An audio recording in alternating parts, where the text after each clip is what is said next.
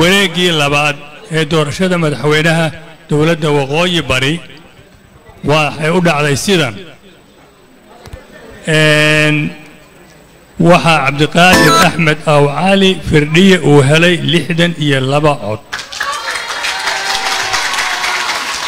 cabdirisaaq khaliif axmed wuxuu helay 18 cod laba cod way xumaadeen totalku waa 82 xildhibaan oo codeeyay madaxweynaha dowlad goboleedka waqooyi bari ee 5 sano ee soo socota waa cabdiqaadir axmed aw cali